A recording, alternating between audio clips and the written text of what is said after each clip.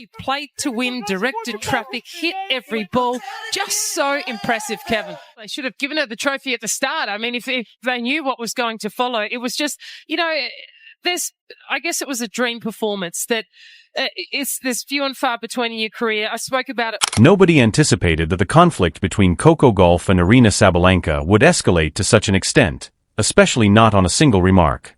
However, the entire WTA locker room lighted up when Sabalenka made a comment that immediately offended players. Not only was what she said shocking to everyone, but so was the person who chose to reply. Because Elena Rybakina was the one who, out of all the players who could have remained mute, moved up and put an end to it with a cool, collected response that was far more powerful than any yelling match could have. She didn't provide a loud answer. It wasn't accidental, and it wasn't sentimental either. It was deliberate, pointed, and conveyed a message to Sabalenka that she was unable to ignore. Traffic, hit every ball. Just so impressive, Kevin. Yeah, and for Aryna Sabalenka, you can see how demoralized. However, Rybakina often stays away from drama completely. So why did Sabalenka say this in the first place, and what caused her to respond so strongly? There is more to this moment's tale than just one comment. It has to do with months of stress, long-standing rivalries, and a seething annoyance that players have long hinted at. And Sabalenka's remarks have a completely different impact when you consider the whole picture. However, the true firestorm didn't begin with Rybakina's response, so that's where things get interesting. It began with what Sabalenka truly said and how it immediately revealed a more serious issue that she didn't think anyone would bring up. Most people assumed Sabalenka was just expressing another emotional response to a difficult match when the interview clip first appeared. However, things changed as soon as she turned the topic to Coco Gauff. Sabalenka dismissed Coco in a way that sounded personal, implying that she wasn't as composed as she appeared, that her victories were more the result of time and luck, and even that Coco's demeanor on the court was exaggerated, rather than treating her with the respect that elite athletes typically offer one another. It was the tone rather than a single dynamite sentence. Sabalenka talked as though she had been suppressing these ideas for some time. But yeah, I went a bit too much. I was so frustrated inside of me, and I was just trying to let it go. Probably I went too far, not probably I went too far.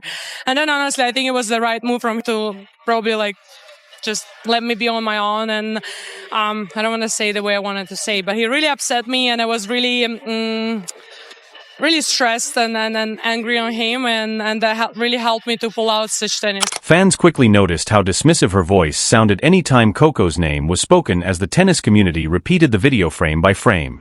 It felt like Sabalenka was attempting to discredit one of the most reputable young players on tour during what should have been a normal post-match conversation. It wasn't shocking to many. When discussing athletes she closely competes with, Sabalenka has always been passionate, impassioned, and occasionally impetuous. However, it felt different this time. Yeah, I guess I'm getting old. I'm getting really sensitive. Yeah, so many things to be proud of. And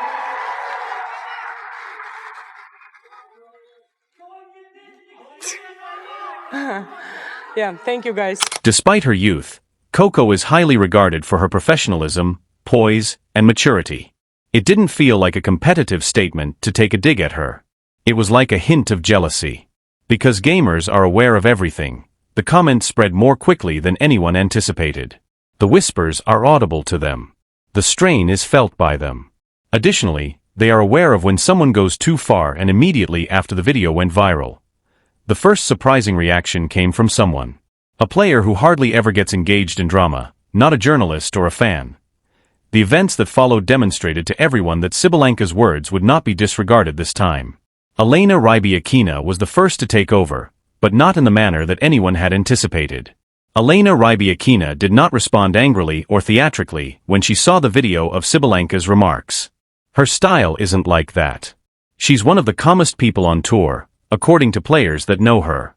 Calm, perceptive, and seldom embroiled in needless confrontation.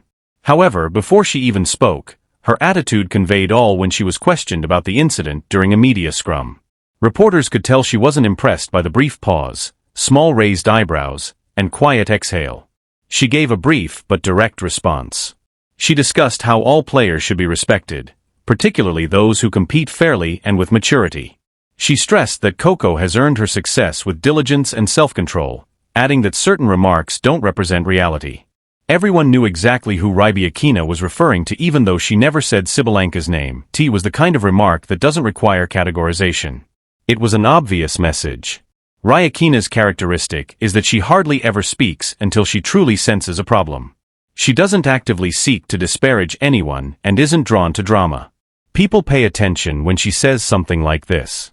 Sabalenka's entire emotional interview was overshadowed by her cool demeanor.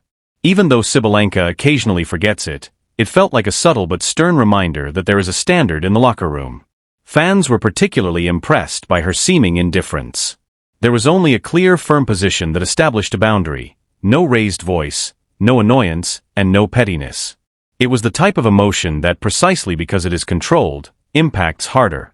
Additionally, other players began responding as soon as Rybakina spoke. Players who had personally witnessed Sabalenka's actions on and off the court. To pull out such tennis. Well, and as a player, I can completely understand that. It's As a player, you can understand, but probably coaches can also understand, Anton, you know? But we don't care about the coaches right now. We care about the player. The player is always right. However, Rybakina didn't retaliate only to protect Coco. She intervened for a deeper motive that sprang from her personal relationship with Sabalenka. Rybakina didn't only stand up for Coco. Something that had been quietly developing for months was touched by this moment. She has enough experience playing Sabalenka to understand how heated things can get, the yelling, the attempts at intimidation, the frequent emotional fluctuations that affect everyone around her.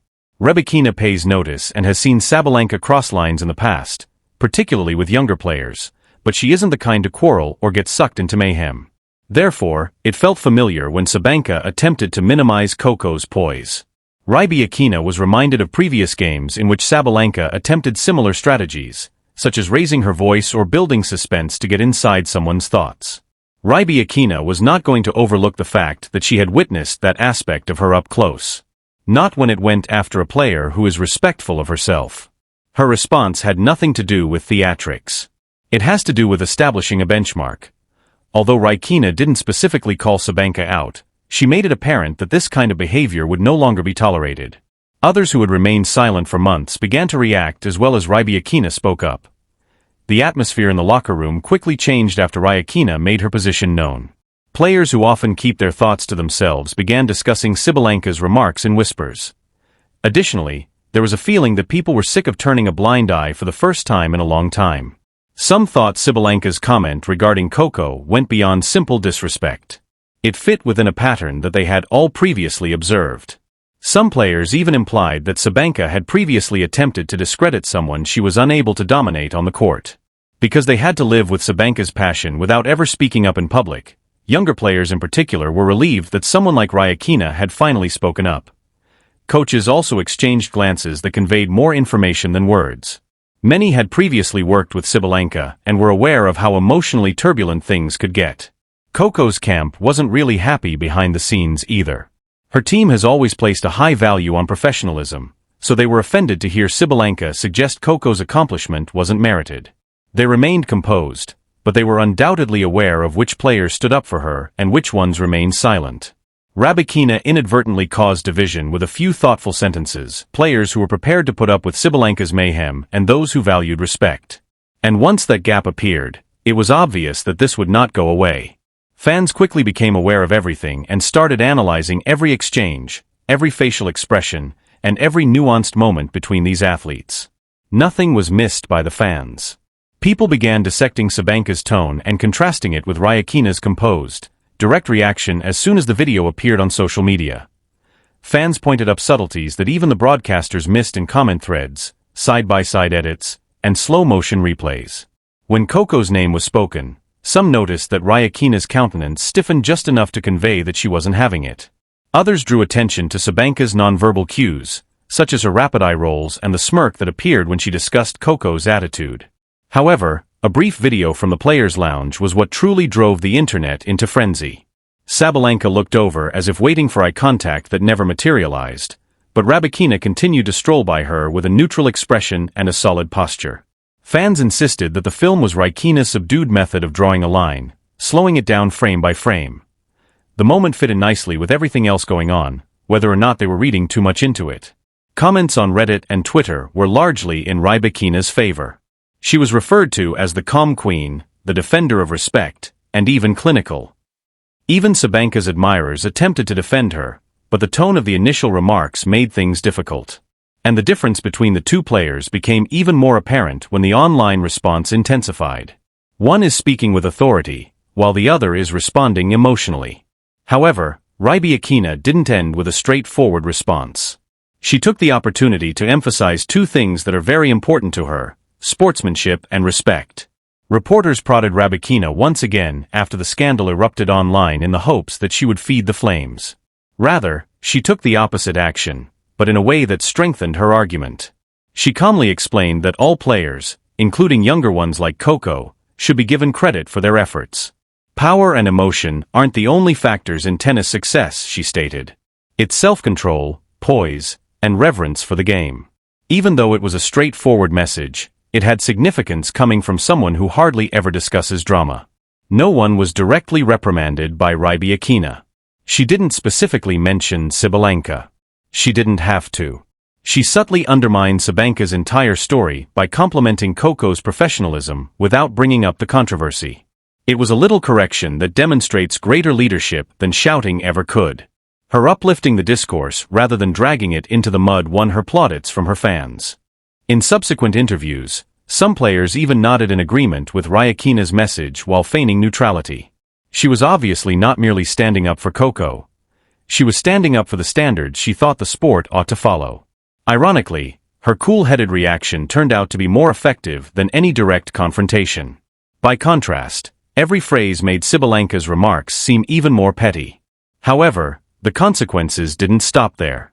The tour's perception of both players was altered by the tension from this incident, and it may alter their rivalry going ahead.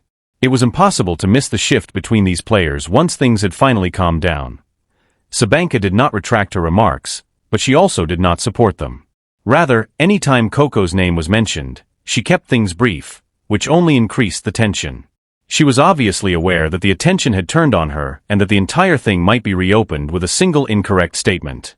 In contrast, Rybakina appeared to be more respected than before. She appeared to be the solid voice on tour, someone who won't participate in drama but also won't put up with rudeness, thanks to her composed pushback. Her strategy was praised by fans, and even players who often steer clear of controversy silently. I concurred with her message. None of it needed to be addressed by Coco. Her results, maturity, and consistency were more powerful than Sabalenka's words. Her squad didn't forget how swiftly Sabalenka dismissed her, but they remained focused. Players remember moments like this, particularly when pride is at stake. The competition has a new dimension now. Extra eyes will be studying Sabalenka, Rybakina, and Coco's body language, handshakes, and emotions during every subsequent match. There is still a fierce competitive spirit, but it has become more intimate. Concerns with maturity, respect, and each player's performance under duress. The next time these three share a court, they all agree on one thing. There will be electricity in the air. One comment did not cause the entire issue to blow up. Because it revealed something more significant, it exploded. It demonstrated the distinction between players who maintain composure and others who allow their feelings to permeate every area of the court. Fans won't soon forget the collision between Rybakina's composed retort, Coco's unwavering professionalism, and Sabalenka's frustration. Now though, it's your turn to contribute.